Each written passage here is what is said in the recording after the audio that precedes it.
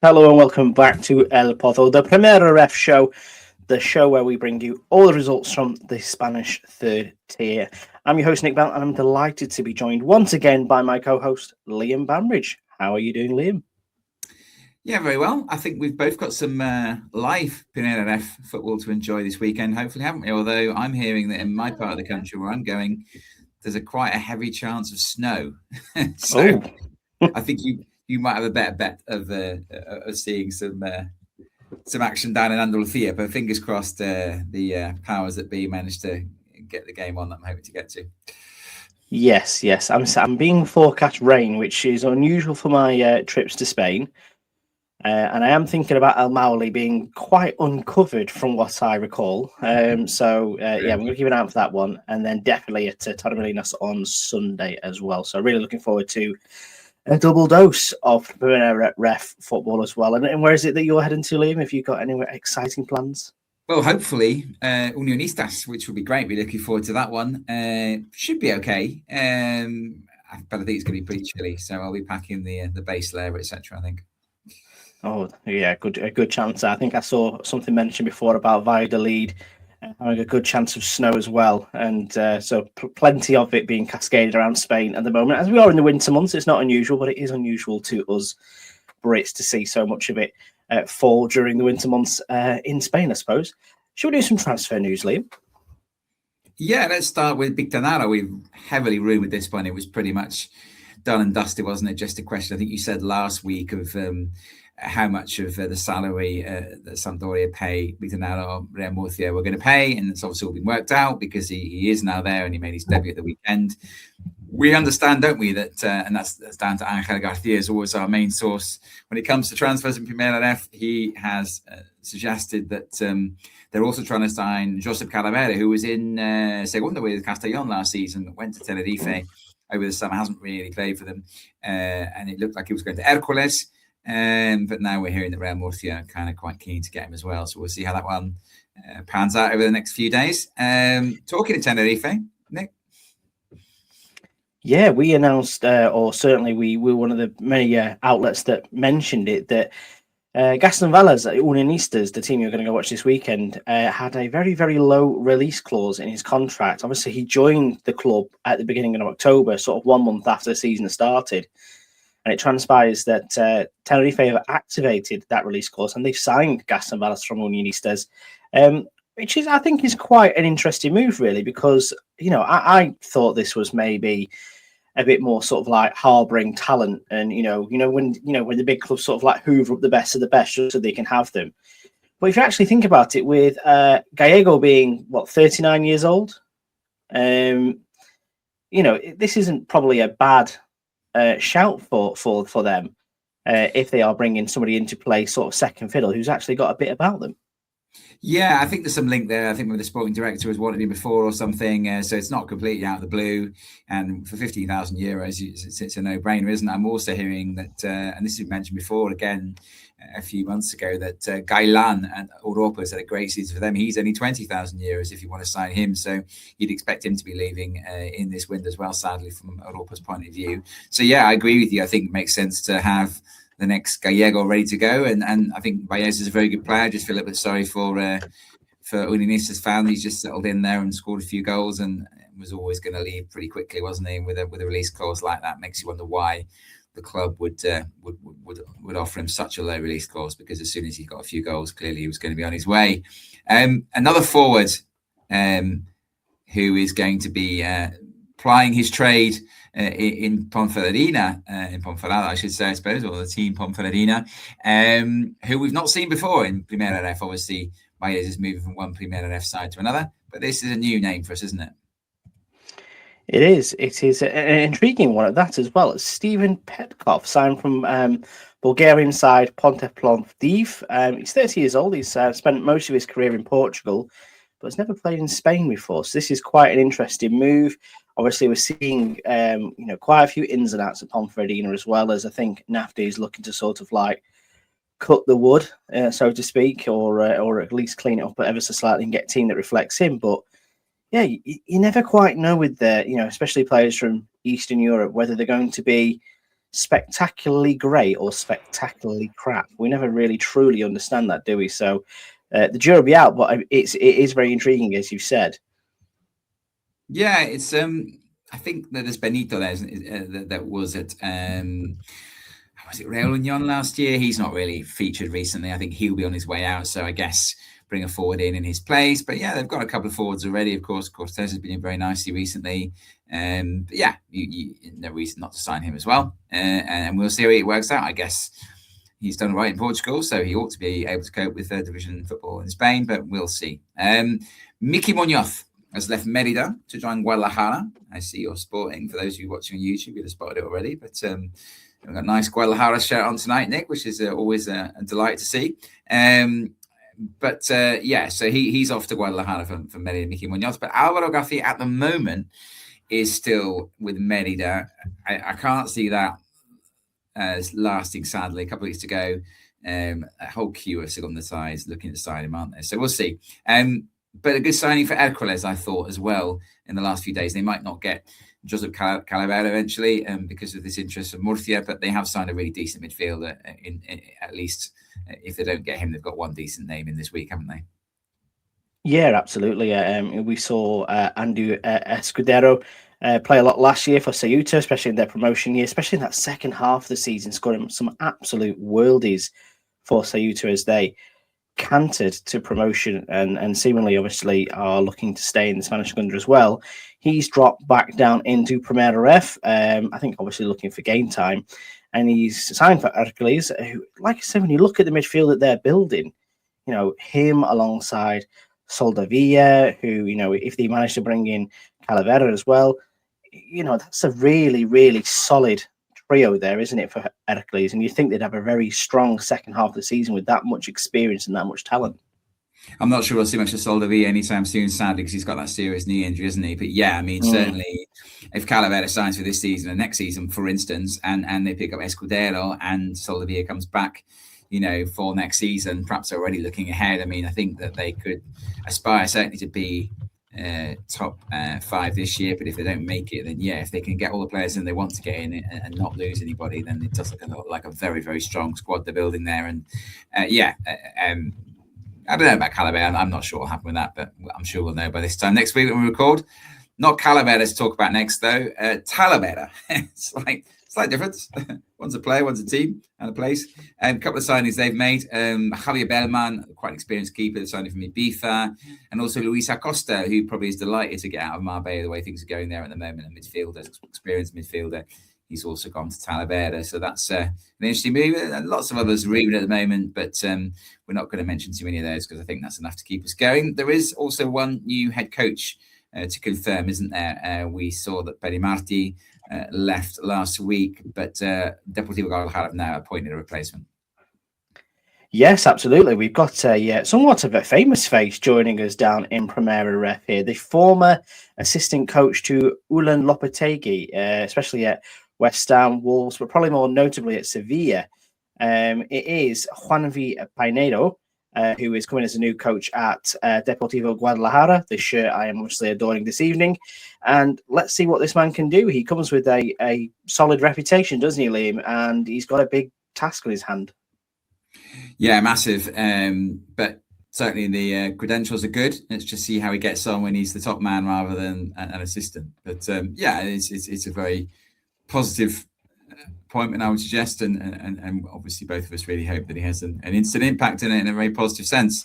Another team not doing terribly well and ruffling a few feathers in the local communities, Atlético San Luqueño, came out last week essentially and said that every player was available for transfer. And this is all about Juan Cala, who has very heavy links. I think he essentially owns Atlético San Luqueño and is obviously heavily involved in Cardiff as well. So the solution to this particular situation, they haven't been doing well, of course, was to bring in loads of Cardiff Miniandilla players who, that's the essentially the filial of Cardiff. They're in Tercera RF. They've already signed 4. I think all teenagers. And unsurprisingly, the locals not terribly happy with this development, and especially the departure of Feki Diath, who's kind of a local lad who's done really well for them, and is seen as a little bit of a kind of a franchise player, so to speak. And he's disappeared off to Jerez, I think, in Segunda RF. So yeah, not gone down well in the local community, and the local Atlético Sanluqueño fans will need to see some really, really clear evidence very quickly that this is a move forward for their club, because right now I think there's a lot of skepticism. Shall we move on to Grupo Uno games, Nick, starting with Zamora against Tenerife. Zamora nil, Tenerife 1. Would it be fair to say, Nick, that perhaps the biggest story of this game was not actually anything to do with the football itself? No, absolutely not. And I don't think this is the first time this has happened this season, Liam, but basically we've got another instant of Kitgate. Tenerife turning up without an away kit. So when the ref said that the home one was too similar to that of Zamora's, who we know, Liam, play in red and white, I can kind of see why they've ended up in a bit of a tricky situation here. Eventually, Oscar Carro's side agreed to play in their away kit, but that means a £15,000 euro fine, whatever it might be. 15,000 euros. 15,000 euro fine. Lots of he said, she said, but still very weird that, again, we know sometimes that the budgets and the preparations at this kind of level can be a bit hit and miss. But Tenerife have been playing in Segunda for the last, 10 years. They've played in La Liga before that. They're an established club, aren't they? And you'd think that they, of all people, would not have this issue. Well, they were claiming that the referee said their kit was okay and then changed his mind or something. There was all sorts going on. And one of the interesting footnotes of this as well is that apparently that €50,000 fine has now been shared amongst the players, which, that loads of people having a little laugh when they go, well, that's not even €1,000 each per player. We're like, well, I'd take that for wearing the away kit when you're supposed to wear the home kit. I mean, if I'm a player, I don't mind an extra €1,000 in my pocket for absolutely nothing. Just different colour shirt. So yeah, it's all been a bit silly. Yeah, I totally agree with you. Surely you travel with your away kit just in case, fail to repair, etc. But they didn't actually fail in this game, did their call? And this was classic Tenerife 25-26, efficient, organised, dull but effective. Scored in the first 20 minutes. Bit lucky as well, wasn't it? Really, the goal. Yeah, exactly. Sort of came in from the corner on the right, but cannoned off Carlos Ramos, the Zamora midfielder, and just trickled into the core of the net. And again, we describe, this Tenerife side as a bit routine. They've had a few of these instances as well, so it's not just the away kit issue that they've got form on. Josh Farrell-Maiden unfortunately missed the only chance of any note for the home side in the first half. Teammate Danny McCann ensured that Tenerife didn't double their lead either in the second half with a goal line clearance and a couple of decent saves from Fermin Sobron as well.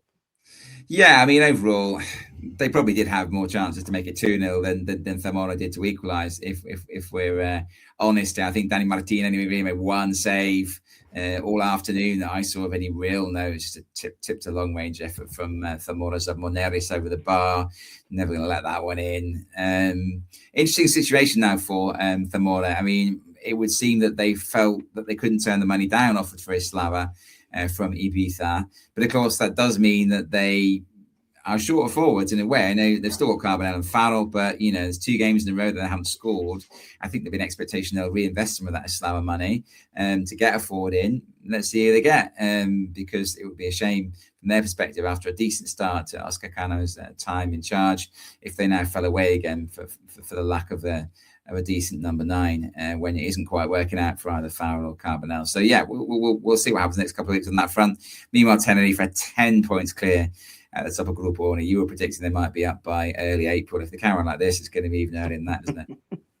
No, absolutely. Yeah, they're just looking absolutely imperious and primed for a immediate return to the Spanish Segunda, which, like you say, we've been counting on this since day 0 of the season, haven't we? One club that we expected to be up there with them, Liam, but are slowly but surely dropping off and falling away is Racing Club de Ferrol, who obviously the new manager, Guillermo Romo, has got plenty of points to make up if they do fancy going up automatically. I really, really doubt that's going to happen now.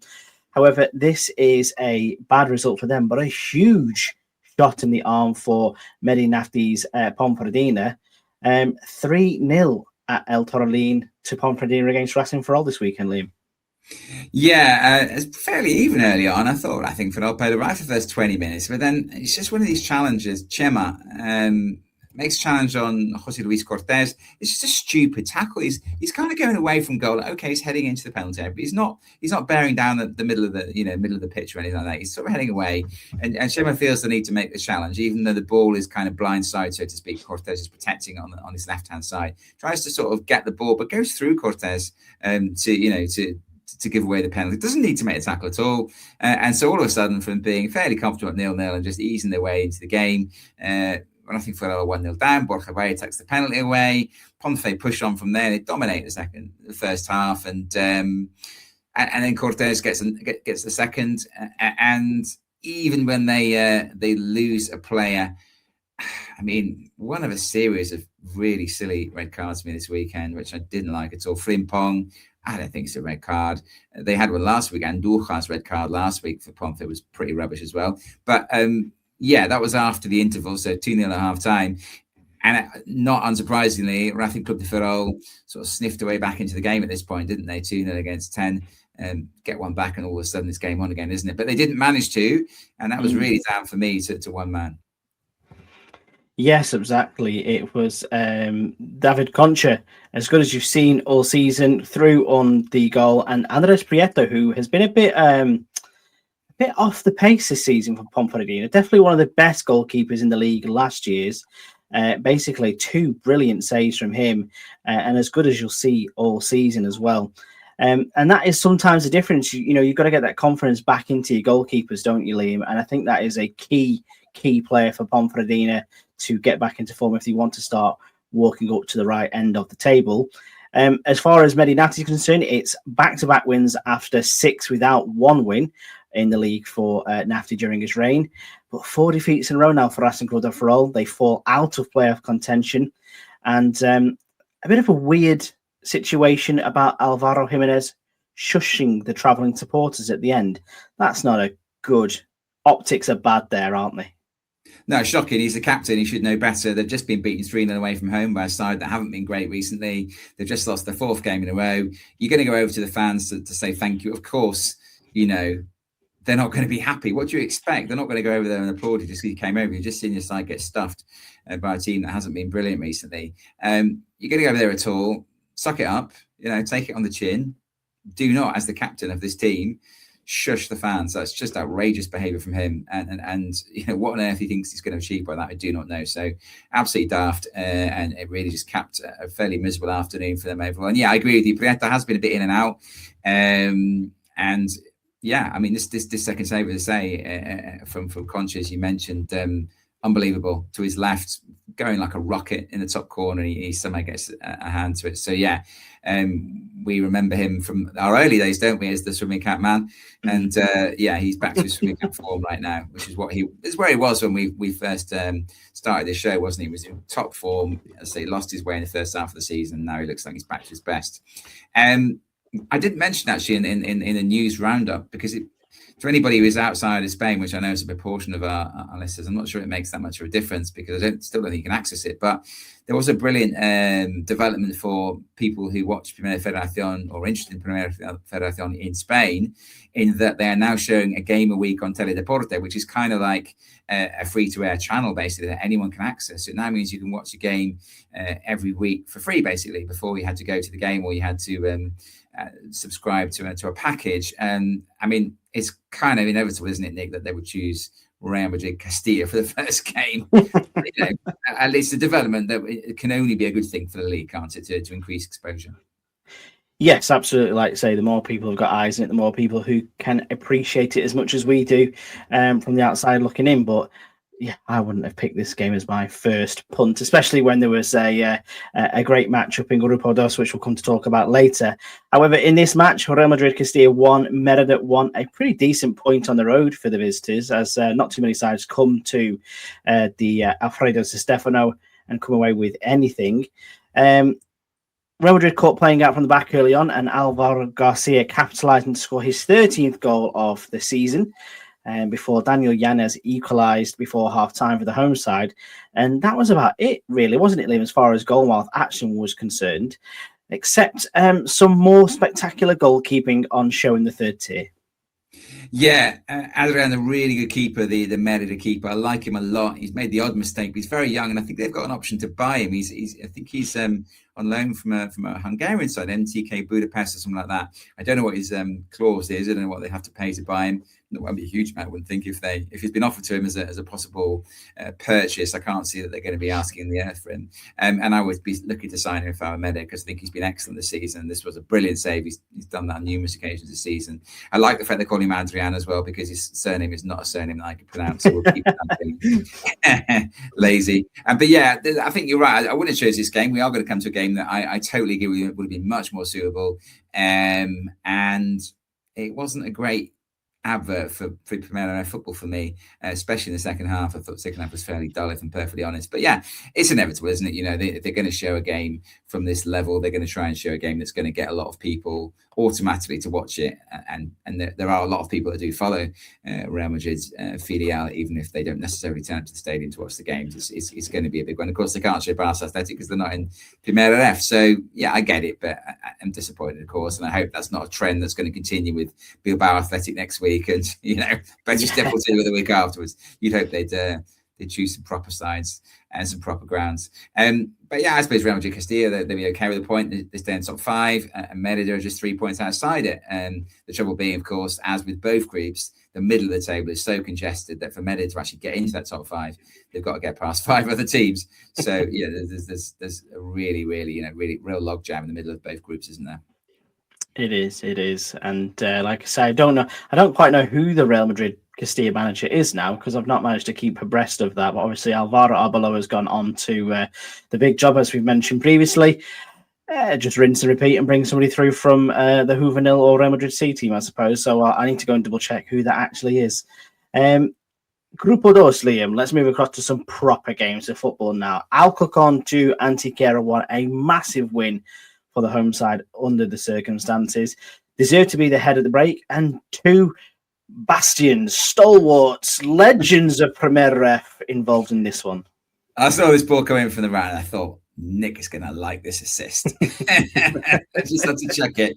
Borja Martinez, often quoted by Nick as the king of the Primera Federación assist, or Segunda B assist, or whatever. You know, at this level, he's the master of providing an assist, isn't he? And it's a lovely cross, to be fair, from the right, flicked in by Paul Domingo. And then Antequera a really good second half, if I'm honest, and deserved to be level going into added time. And again, we know what the situation is like with Alvarez. Seems under huge pressure.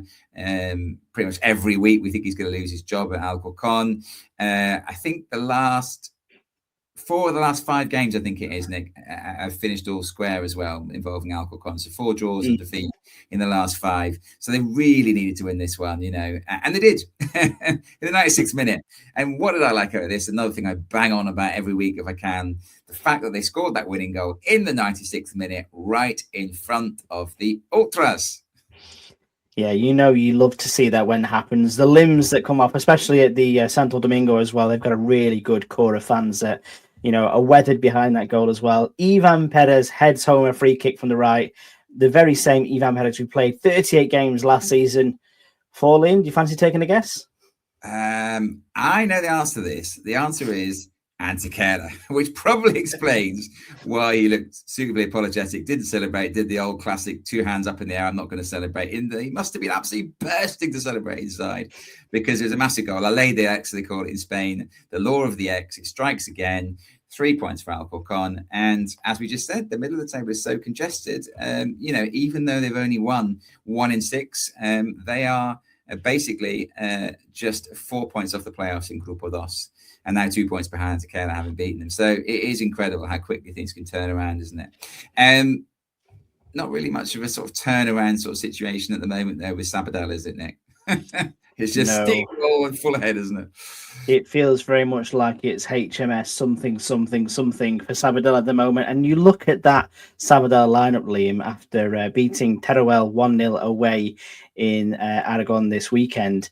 And at full strength, they are terrifying. Lopez Pinto, Priego on the wings, Godoy, Cosquilla from Yuri, Quadri, Liam anchoring the midfield.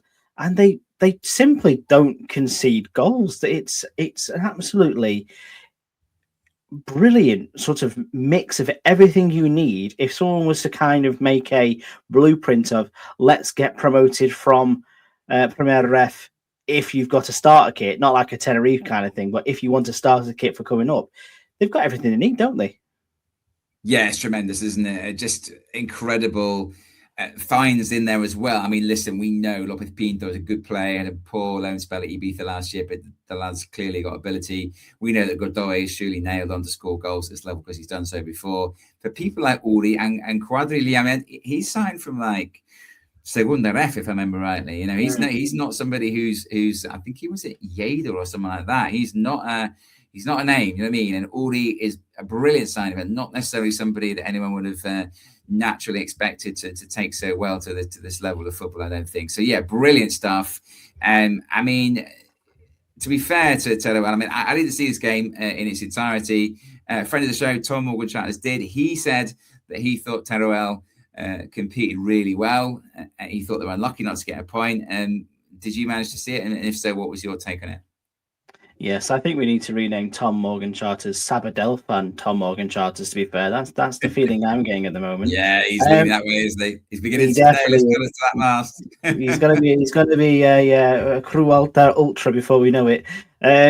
I probably agree with the what's been said there. I think, you know, Teruel were unlucky not to get a point. However, it's a sign of the squad that Ferran Costa has built, the how they are relentless and how they are so difficult to break down that, you know, you kind of come to expect the result. I think a team can have a fantastic game against Sabadell, but still be on the wrong side of the victory, basically. So, yeah, fiercely determined, a bit unlucky with the only game of the game. And, you know, for me, Sabadell, as long as they keep on marching forward and keep an Atleti B at arm's length, I'm happy to see it week in, week out. Yeah, tremendous stuff from them. I don't think they meant this goal. I think that's. I mean, I presume that's what I mean by unlucky. Looks like a shot to me from Uri. He gets it, he catches it wrong, and it sort of flies across the goal. And there are a couple of Sabadell players at the far post, and Kosha sticks out his head and heads it home, and that's all they needed to win the game. Mainly because they've got Diego Forlì in their goal, who even when he doesn't have much to do, when he has a big save to make, he makes the big save time after time after time. This time it was a volley, I think, from Alex Blisser at his near post. Yeah, it's his near post. He should be beating his near post, but he's down in a flash to tip it around the post. Brilliant save for me. And he's conceded 8 goals in 20 games. He then had a little bit more to say after the game on his socials. Nick, are you a fan of Cyril Kamer? Can you tell me a bit more about Cyril Kamer? I mean, you're a lot younger than me, Nick. So it's Cyril Kamer, I should say. I have a hard and fast rule. If the song came out after 2012, I don't really listen anymur. It's not very. let me make this clear to you. I didn't know this either until I did a bit of research. It's not like I'm Mr. Cool. I looked up Cyril Kamer. He's a rapper from Barcelona, and he has done a version of a song called James Harden, which I think was originally recorded by a German rapper. It's quite explicit, Nick, I have to say. I'm glad that this show is family friendly, so we won't be talking about the words he posted and some of the words he mentioned. But yeah, he put some of the words on his X feed afterwards. Like, he's obviously been having a good listen to it after the game. He's feeling like the man is Diego Forlì, and with good reason, because he's absolutely killing it at the moment, isn't he, in goal? And of course, he did last season as well. This is a guy, as we said before, he will not be playing in Primera RFEF next season. He'll either be in Segunda with Sabadell, or he'll be there with another Segunda team, because he is quite excellent. And yeah, you're right. At the moment, they look unstoppable.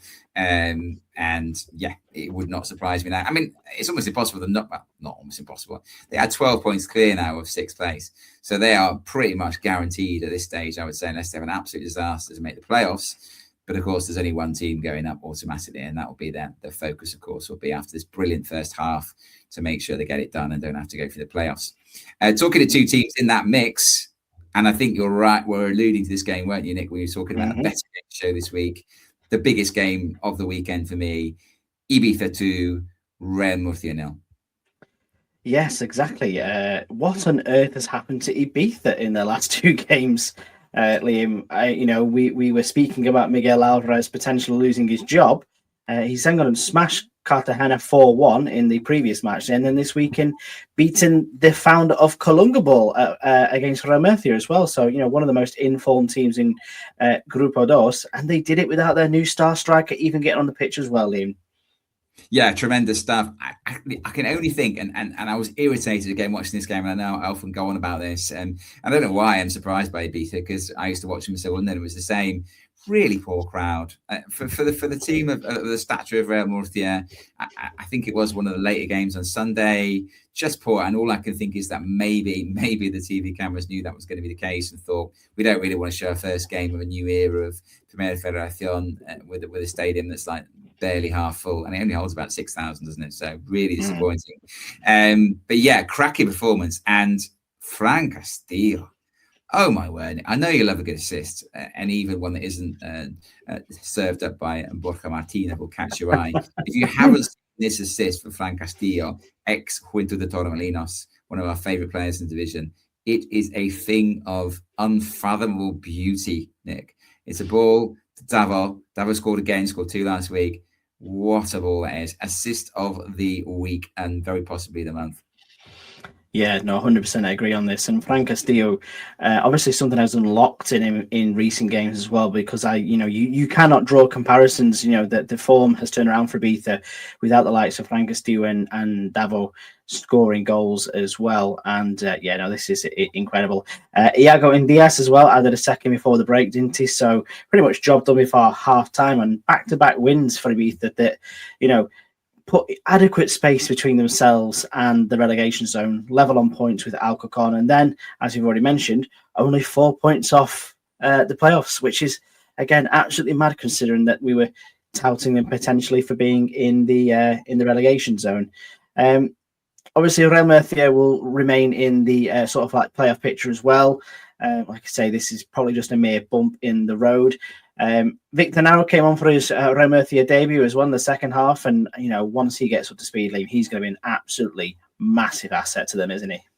Yeah, very much so. He's a great player, as we saw what he could do last season at Gimnàstic de Tarragona, and yeah, he is going to be tremendous for them. I think in due course, I'm guessing he hasn't been playing much in Italy, so he'll take a little while to get match fit. But when he is, he'll be brilliant. And it was a poor performance by them overall, let's be honest. But Colunga hasn't had to put up with too many of those, and so, as you say, probably a bump in the road against an opposition that is really coming into form at the moment. So, and a squad of players that is hugely impressive. So they start getting a slab up there as well, and they could easily turn this around and really begin to live up to our expectations of them before the season started.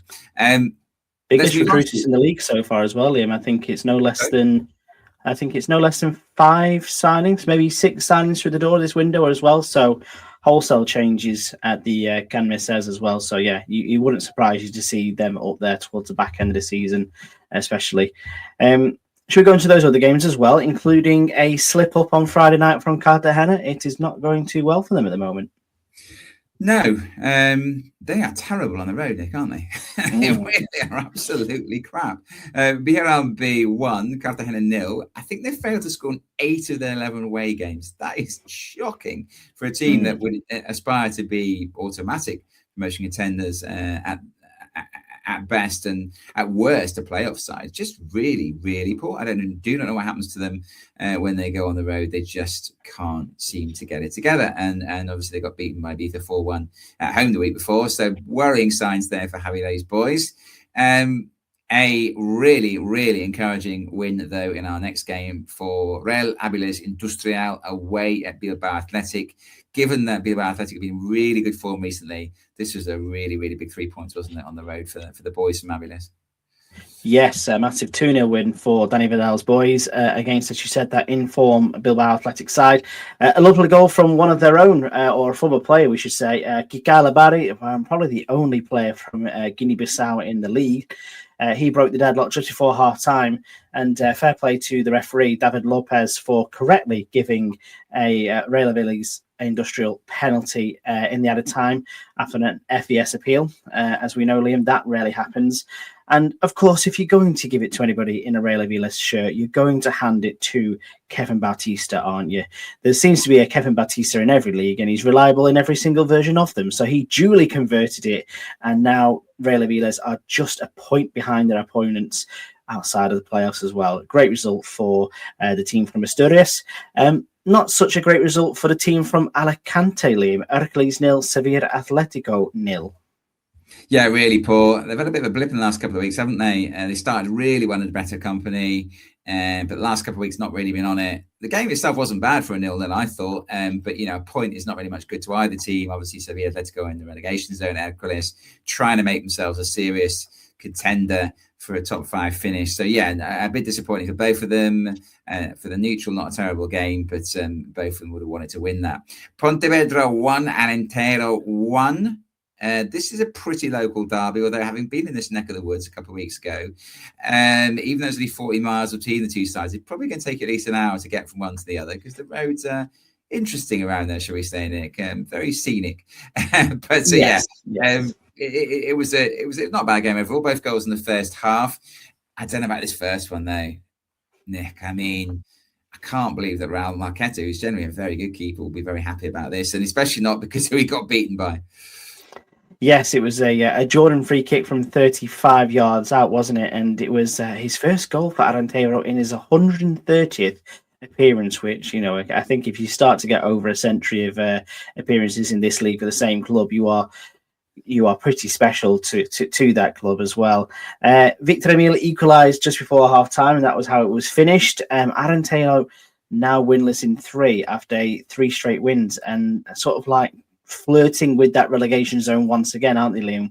And obviously here from a Pontevedra perspective, it brings a halt to that fantastic 5-game winning streak they had by drawing with their near neighbours. Yeah, I think and they were so far behind, weren't they? So that they are now back in the Grupo 1 relegation zone because of that 3-game winless run. They're much more in contention, at least, aren't they? They were way adrift at one stage, so they're back in the mix, I suppose. But yeah, a bit streaky here, isn't it? They really hit the ground running under Cuesta initially, and then now struggling a little bit more. Talking to teams that are struggling. Doesn't matter who manages this lot, does it, Nick? Marbella 0, Tarazona 1. We've now got David Cabello in the hot seat there. He's played 2, lost 2. Don't think they've scored every night of the game. Just miserable. They look absolutely doomed, don't they? Which is an appalling indictment of those players' attitudes, with the audible exception of Gabriel, of course, who's still injured. Just no way that they should be in as much of a mess as they are. But their loss, again, is Tarazona's gain. And I'm delighted, particularly for one player who I think I mentioned last week, didn't I, Nick? Yes, it was Alvaro Jimenez last week, as someone who is beginning to get back to his best after a couple of tough seasons. So delighted to see him score the winner for the visitors, who obviously make a long trip from Tarazona down to the Costa del Sol. And Tarazona now just 3 points off the playoffs in Grupo Dos. And, how much, Liam, would you love to see it if they made it up to Spanish Segunda? I would love it. I would absolutely love it if they made it to playoffs. I'll take playoffs all day long for this long. And of course, it's so tight in the middle. Realistically, it's probably not going to happen, but it's amazing. And yeah, fair play to them. And yeah, this is the Aura Jimenez that I like this week. The other one can get stuff basically for his behaviour in Ponferrada. But yeah, fair play to them. I mean, this Alvaro Jimenez, I think he's 30. He's not, he's not. I like to see somebody who's kind of, as I say, fallen a bit on hard times. I mean, he was at Las Palmas, as I say, in Segunda, so he's got pedigree. It just hasn't really worked out for the last couple of seasons. He's obviously had to sort of stop aspiring perhaps as high as he did and look a little bit lower to restart his career. And he looks impressive so far for Tarazona, which is brilliant. Europa 2, Atletico Madrileño 2. And we do think this is probably the only game that Europa will play in the Estadio Bóbila, which is kind of, it's not really too far outside Barcelona. I think it's in Gavà. It's down near the airport, sort of south of the city. And it's got an athletics track around it. They travel down their numbers, which is great. Let's not forget that Europa's home ground is in the north of the city, and it's a capital city. There's plenty of good transport, etc. But it's nowhere near where they usually play their games, and there's still a decent number of people turned out, and they watched a really decent game, didn't they? Yes, they did. Europa 2, Atletico Madrileño 2, two teams involved at the top of the table of Grupo Dos. A couple of golazzos to begin with, one from Tony Caravaca and another from Mr. Reliable Jordi Cano for the home side. And then two more for Atletico B. Arnau Ortiz for the visitors to take him up to 13 goals for the season. However, Liam, for the second one, what was the Europa goalkeeper doing here? It's about 60 yards out of his goal for the second one. I have no idea. If anybody's listening to this, we have got a few Europa fans out there who listen to us. If you happen to be able to tell me, because I didn't get to watch all this game, so I actually just saw the highlights. And I just thought, what the hell is he doing there? It's the sort of situation you expect the keeper to take up. If it's like the last minute of the game and they're losing, the keeper comes up into the box, can't get his head in it, and then he's dashing back to try and protect his goal. But this is like, I think they're winning 2-1 at this stage. What on earth is he doing there? He can't have come out of goal just to sort of hack one clear, because he's literally 15 yards inside the opposition half. I have no idea what's going on, but Ortiz took advantage. And a couple of penalties in this game not given to the Filial, which, as you can imagine, I was absolutely devastated by. I thought at least one was, to be honest. I just thought, again, it's one of those, what we were talking about before, with the exception of the Honourable David Lopez. If they don't give the penalty straight away, then they invariably don't give it. They don't admit that they've missed it. Similarly, they don't often admit they've got it wrong, do they? If they give a penalty or give a red card, they don't often overturn the decision. So, it sort of begs the question, what's the point of FES, I suppose? But in some cases, it works when the referees can get down off their high horses.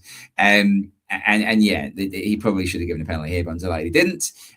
Europa, you mentioned both teams, up there. Europa still in their Grupo Dos playoff positions after this, and Atleti B remain second, 3 points now behind Sabadell, though, because they won, of course.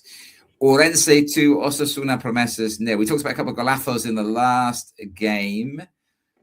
There's a quite amazing goal in this game, but I'm not sure I could class it as a golazo. No, I think the jury's definitely out on that one, but it won't matter to fan of the podcast, Danny Lefer. 3 winless games in December for Orense, but they followed up the start of 2026 with 2 wins out of 3. A goal in each half, one for Udari, who scores his 7th of the season to put them ahead, and then Enel Cotto, Liam. This is the one you're referring to. Do you think he meant this? I tell you what, Nick, only Enel Cotto knows if he meant it. I suspect he didn't. I suspect it was a cross that stays at the top corner. But you know what? He could not care less, I shouldn't think. It's gone in. It doesn't matter. They win the game 2-0, and we like that. And we like what they've done there after the dismal start they had. I love the fact, fair play to the Orense ball for sticking behind Anieta when things were not going well at the start, and fair play to him for galvanizing the troops. I mean, Daddy, we never speak about Nick. I don't know if I've ever mentioned him. You just see him popping up every other week, with the goals. 7 goals for the season for that team. Really impressive return from him. And they are outside the relegation zone, which is quite remarkable, isn't it, really, when you look at where they were after about 10 games. And Osasuna Promesas are still deep in relegation trouble, which, as you can imagine, doesn't upset me too much. Yes, and it's always got to be fan of the podcast, Daniel Lasser, now from now on, please, Liam. But you know what? Fan of the podcast, he's not the only one. Juan Moreno at Tarazona also follows us, and we love to see this. Thank you so much. It really means a lot to us because, we love what we do, but there's nothing better to have coaches in Primera RFEF following us and in their own way sort of giving us their stamp of recognition. It's really massively appreciated. Yeah. On the high-speed line, Liam, we can go and visit him if we want. Yeah, exactly. We've got the DMs. We will. He's on exactly that. Zamora and Orense are 2 of my very, very top of my shortlist at the moment to go to. So we'll definitely be looking to get to both of those by the end of the season. And we will shake Danny Ether's hand and show appreciation. And of course, Tarazona, I was really hoping to go this weekend, but it wasn't to be. Juventud de Torremolinos 1, Eldense 1. Juventud de Torremolinos, Nick. You're going to see this weekend, aren't you, I think? Wow. Just I love this club. I mean, just the guts. How many times have they been up against it this season? They've had a player sent off. They're losing. They just absolutely throw the kitchen sink in it. And again, in this occasion, they grab a late equaliser, don't they? They do. It's very much back to the walls jobs, but they just seem to be experts at getting themselves out of tight positions. And like you say, a hugely resilient performance here. As you said, losing 1-0 down to 10 men with 5 minutes to go. And when Peke Bolo rescued a point for them, it was still really deserved. As you mentioned, they had Gori sent off just after 8 minutes. So playing, almost full 80 minutes with 10 men. No, it's the second half sub actually. I think he only Oh, played. beg your pardon, sorry. He hadn't come on. He hadn't played. It wasn't after 8 minutes. It was 8 minutes after he came on. So he came at half time, 54th minute, gets sent off, which isn't a sending off. It's not sending off. 36 minutes there. I'll play with some. Just 8 minutes, 36 minutes to survive. That's right. Yeah. Yeah, exactly. I mean, half an hour with 10 men losing, as you say, impressive. Yes, against the Barajan Eldense side as well, who have been in great form recently. Effectively the Tenerife of Grupo Dos, efficient but rather dull at times, but they're getting the results they need to do. But this is a real slip up for them, isn't it? Because they couldn't quite get it done here this weekend, Liam. And again, hopefully I'll get to see them at El Pozuelo this weekend. Picking up 3 points would be nice, but certainly a good performance would be good as well. I think they've drawn quite a lot, haven't they? They've had some brilliant results, brilliant resilience, but generally not won that many games. So they are still hovering around that the bottom end of the table, aren't they? Unfortunately for them. But yeah, given their resources, although they are certainly getting some more resources all of a sudden, they've got new owners, haven't they? And I'm hearing on the grapevine again, Angel Garcia, thank you very much as always, keep us up to date on these matters. They might be thinking about trying to side Dione, try and get him back over to the Costa del Sol, where we know he loves his life there, and possibly even offering him like a deal to the end of the season, and then if they stay up, to stay on next season. So that will be interesting. We'll keep an eye on that one. But yeah, he won't be signed for Saturday, I don't think. Lugo 1, Unionistas 3. I think this is probably a surprise result of the weekend. Fortress Anxo Carro finally breached. However, we know why this happened, don't we, Nick? Oh, well, it's obvious when you look at the tactics laid bare. You left Diego Cabello out. You put him on the bench for the first half, Senor Iglesias. That is why you've suddenly lost your Fortress Anxo Carro status. He did come on at half time, but by that point, Lugo were already 2-0 down against an Unionistas side, Liam, who've been really struggling in recent weeks. 6 without a win going into this one. Tevojevic marked his first stop at the home side by halving the deficit with just about half an hour to go, didn't he? But then another ex-Yaclano Deportivo man once again appearing to the rescue, Liam. They're just littered amongst this league, aren't they, these heroes? Yeah, they are indeed. It's lovely to see him playing another week. We can mention Yaclano Deportivo, who are a Segunda Ref side on the Primera RFEF podcast. By the way, they won 3-0 at the weekend, Nick, against Jerez. What a great result that was. Anyway, back to Munir, the latest Unionistas recruit from Yaclano Deportivo, not direct from Yaclano Deportivo. I think went to Ibiza in the meantime and is now headed across to Salamanca, burned down the wing, scored the third goal on his debut for Unionistas to wrap the game up. And then another ridiculous sending off for Telefidovic. I mean, it's not even a yellow for me. It's just a nonsense. No. It's kind of catches somebody with kind of a hand or something. It's, But the trouble is, of course, this happens in the 99th minute, and they'll have played the cards by then. And let's be honest, even if they played a card, to say, look, that wasn't a red card, we tend to find that referees don't overturn the decisions, don't we? And probably, even if they appeal it, probably won't get overturned. But you know what? As you say, Iago Iglesias, we're looking at you. Not a good decision. Do not leave our man Diego Cabello on the bench again, or pay the consequences. Simple as that. Absolutely. Cacereño 2, Arenas de Quechua 0. Big win for the home side, wasn't it? Yes, huge. And like I say, I think this is where we start to see the opposites of each league. As much as Tenerife are bossing it at the top of Grupo Uno, the action is down towards the relegation places, and this is a massive opportunity for Cacereño here to get points on the board. Ruben Valdera gave them the perfect start within the first 90 seconds, Liam with a goal, and then Javi Ajenio added a second from the spot in the second half. Cacereño move off the bottom of Grupo Uno, and like I say, it is really heating up in those bottom 5 places and around them with, plenty of the sides down there picking up 3 points this weekend. Over to Grupo Dos again. Algeciras 2, Betis Deportivo 0. Another clean sheet at the Nuevo Mirador. They must have bricked up the goal line I assume, Liam, because this is incredible, isn't it? Again, a team that really, really deserves a lot of praise this season. When we look at the history behind it, in terms of certain times of the season, there's been suggestions of players not being played or owed money, etc. If they're getting some of it, but not all of it, incredible. They haven't conceded a goal at the Nuevo Mirador since October the 11th. I mean, that is insane. I mean, they're not a side we look at and go, they are defensively brilliant. But we should do. I mean, we talk about Sabadell all the time, as being amazing. And yeah, they've conceded more than 8 goals in 20 games, Algeciras. But, 7 consecutive clean sheets. That's stunning. They're a point outside the top 5, Nick, in Grupo Dos. That is astonishing, really. I had no inkling that they would be anywhere near. And of course, as you said, at least twice already on this show, 3 defeats in a row, and they could be looking nervously over their shoulders. That's what the middle of the table is like in both divisions. I think you're right. I think Grupo Uno has got a much better battle down the bottom. Betis Deportivo, for instance, along with Marbella, and I think 10 points from safety. So you would think that a couple of the 5 relegation sides are probably already decided in Grupo Dos, barring miracles.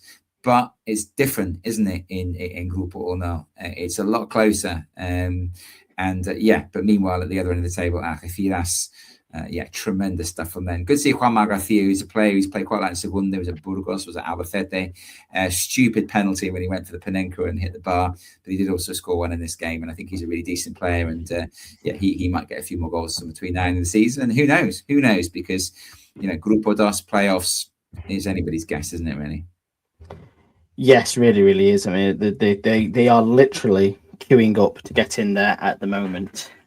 So we'll definitely be hotting it up towards the top of Grupo Dos. Another team who is back hot on form is Baracaldo. Unfortunately, the receiving end of this one this weekend then was your friend and ours, Guadalajara.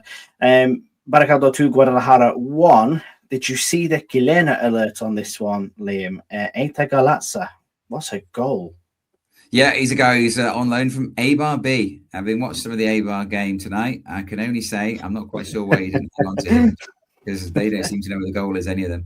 A fantastic goal from Galafa, and it turned out to be the winner. It was the second goal, I think, put them 2-0 up, and they pulled back in the second half.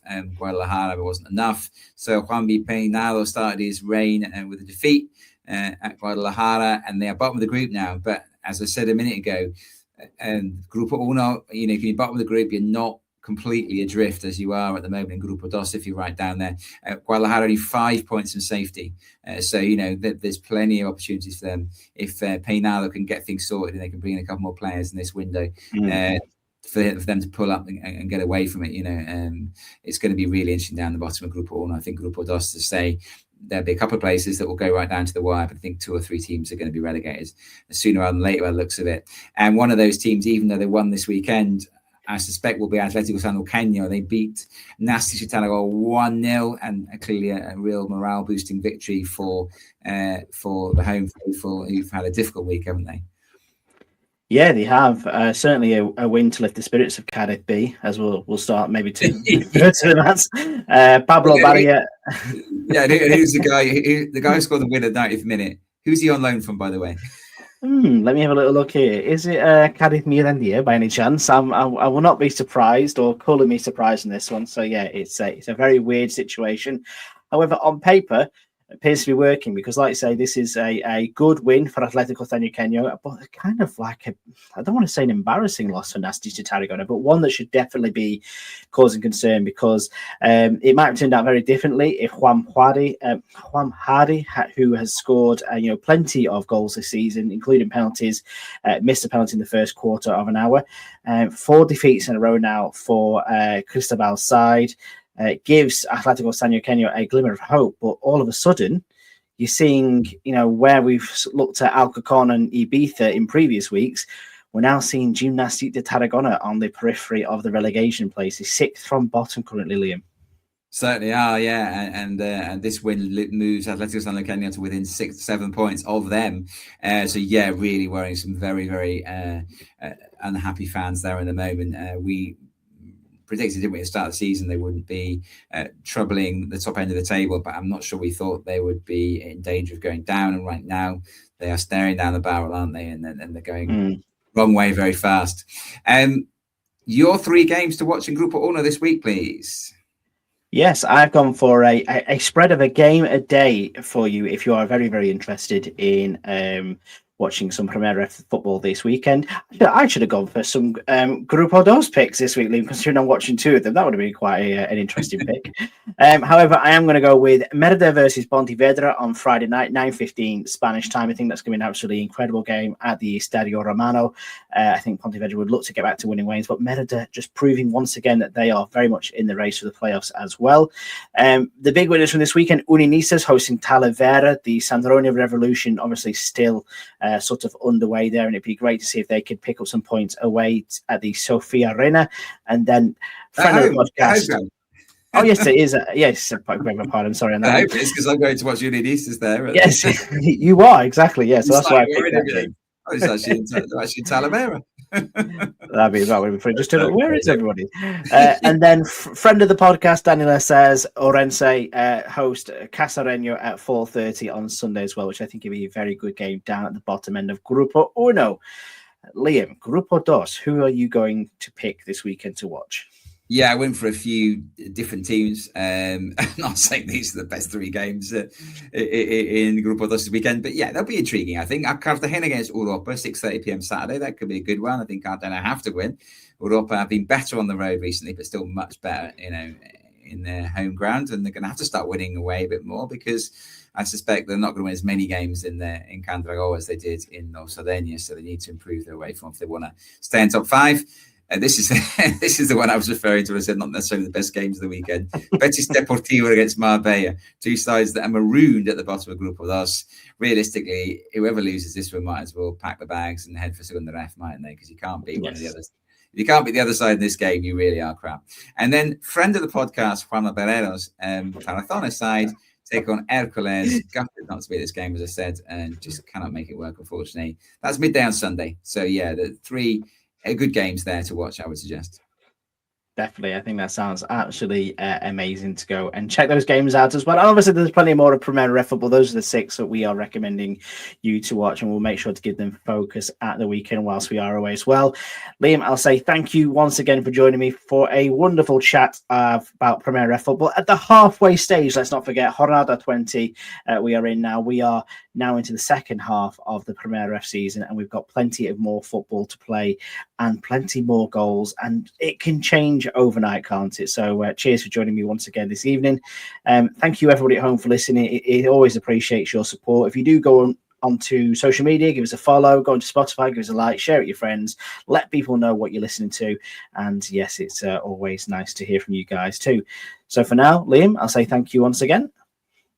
Thank you very much. And we'll see you again same time next week. Hasta luego.